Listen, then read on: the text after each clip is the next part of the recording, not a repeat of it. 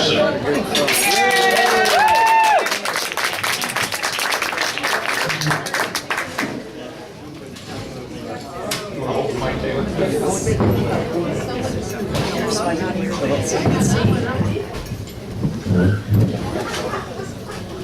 All right, this is going to go really great. I mean, we had just such a nice, classy act just before this. I'm going to drop the standards down. I'm here to do a little bit of stand-up comedy now. I'm brand new to this. This is only my second time doing my own stuff. So anyways, I want to start off. I got this really great joke that I heard. I love this joke. You know, it's just funny. It really kind of makes you a little uncomfortable, but it's still fun. Starts out, these three rednecks, they're in a bar. And they're talking about what's the worst pain in the world. And the first one says, hey, I know what the worst pain in the world is. He says, what's that? He says, the worst pain in the world, that's when you get one of those little itty bitty paper cuts right on the tip of your tongue, and then you suck on a lemon that's been dipped in salt. Oh my goodness, oh yeah, that hurts. Oh, I can't believe that. Second guy says, no, I know what the worst pain in the world is. He says, the worst pain in the world, that's when you have one of those nasty, festering, rotten abscess teeth, and then you bite down on a ball of aluminum foil. Oh, that hurts. Oh my goodness, that hurts so bad. Third guy says, no, I know what the worst pain in the world is. So the worst pain in the world is when you're out in the woods and you're hunting. Since you go behind the bush to go take a shit, and you squat down and you drop your balls right in a bear trap. And they're like, oh my God, that's the worst pain in the world. He says, no, that's not the worst pain in the world. Worst pain in the world is when you get up to run and you get to the end of that chain.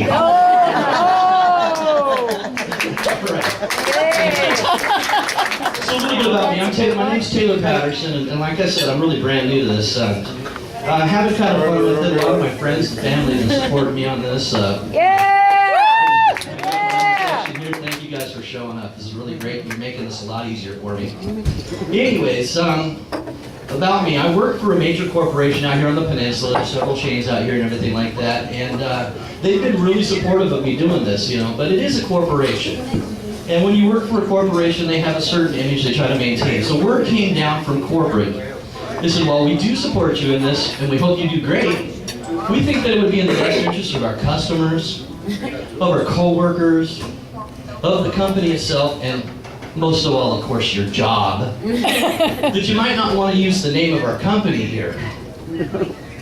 Okay, no problem. I'll just use their initials. I work for QFC.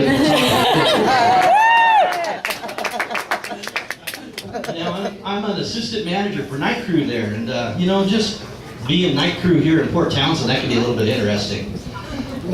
What my job entails is that well, we get a lot of freight in and stuff like that. I'm the one that puts the freight up on the shelves, and we make the store nice and pretty. Basically, we're like the shoemaker's elves, you know, that make all the magic happen in the middle of the night so that the store's ready to go in the morning. Now, we don't have enough business to justify actually keeping somebody in the check stand during the evening. So what we've done is we put this cowbell in the check stand, and written on the cowbell it says, ring for service. Customers hate this thing. They cannot stand this thing. They won't ring it. They'll do one of three things. The first thing they'll do is they'll walk up to the check stand and they'll just stand there. Just hope that maybe one of us will see them.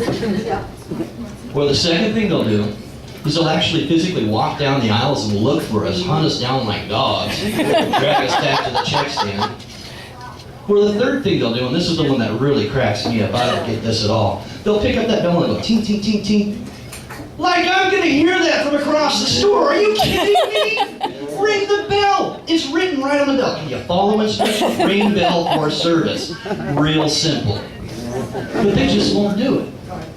So I got a solution. That bell's out of here. I'm getting rid of that bell. I'm gonna put in one of those air horns like you got on the boat. Really loud thing. There's three reasons for that. The first reason is you cannot blow that thing quietly.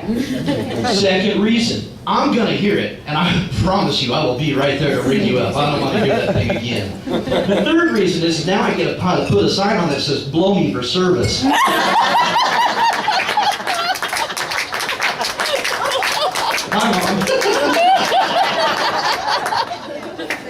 So one of the uncomfortable things about working for the QFC, or you know, and it is for any kind of a retail business or food service business or anything like that, one of the hardest parts about it is when you wear a name tag. You know, this is rough. Wearing a name tag, because that really puts you in a vulnerable situation. Because people think they know you. They see your name, they think they know you. They start telling you things you really don't want to hear. This is an absolute true story. A few weeks ago, I'm working in the check stand, guy comes up, gives me one of these numbers. Oh, Taylor, how's it going? I don't know this guy. I kind of look at him and go, well, I'm all right. I'm a little tired. I've been sleeping well lately. He says, oh, yeah? That ain't nothing. He says, I've got this infection in my penis that hurts so bad. Oh, no. He says, I just want to take a rubber band and wrap it around and hope it falls off a sheep on a farm to castrate him. He says, it hurts so bad. I go to the doctor. I said, Doc, my penis hurts. The doctor says, how bad? He says, I'll tell you how bad it hurts. It hurts so bad it feels like you've taken a chainsaw file, heated it up with a torch, shoved it in your urethra, and you're just jamming it up and down and up and down. I can't believe he's saying this to me. I just look at him though, looked him dead in the eye, squared up my shoulders, and said, oh yeah, well I had my balls caught in a bear trap once.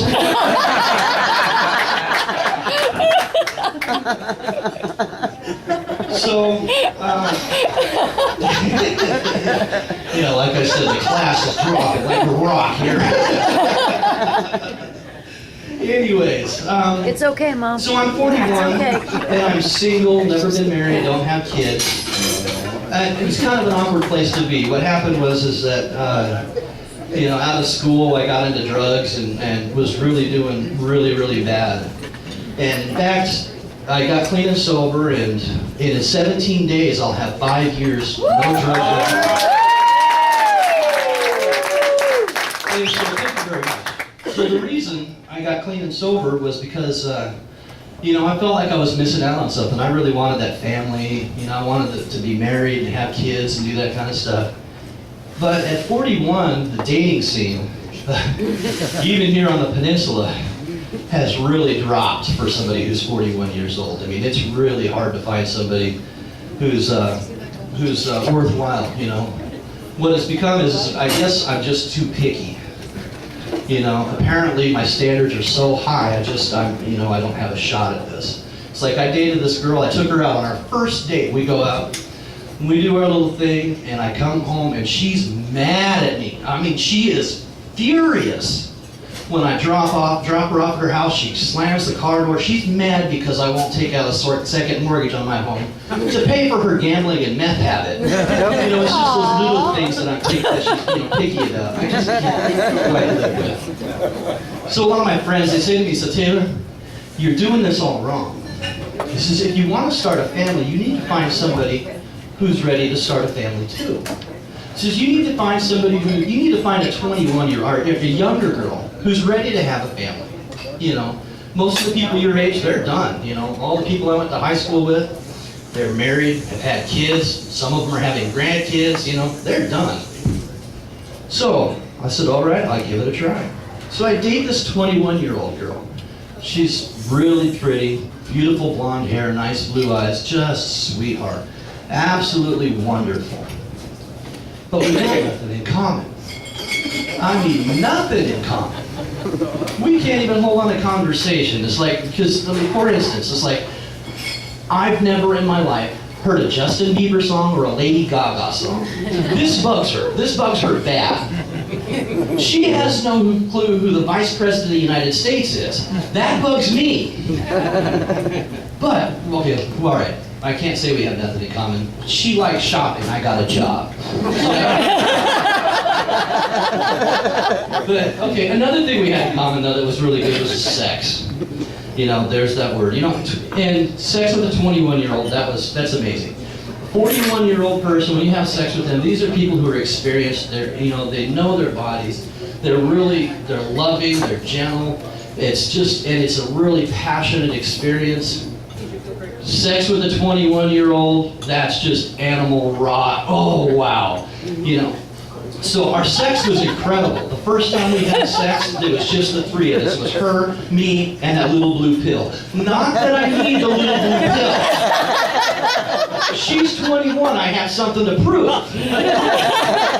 But it was wild. We just went at it. I didn't know there was that many places to hang on to on the ceiling. And by the time we were done, she was screaming so loud. I haven't heard that scream since my junior prom, since we slipped out early at the junior prom. It was amazing. So, anyways, come to find out, I guess you could build a relationship somewhat on just sex alone, which was great. Then she came to me and she says, Taylor, I think we need to take this to the next level. Oh yeah, what's that? She says, I want you to meet my parents. Oh, okay, set it up, I guess. So the next week, she sets it up, I get all dressed up, I go to pick her up, we go over to her mom's house, knock on the door, her mom answers the door. We got something else in common. I graduated high school with her mother. She was my date to the junior prom. I knew I heard that scream before. I would have been more comfortable with my balls in a bear trap.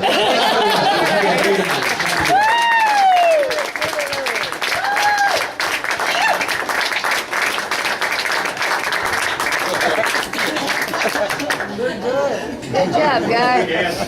Big hand for Taylor Patterson.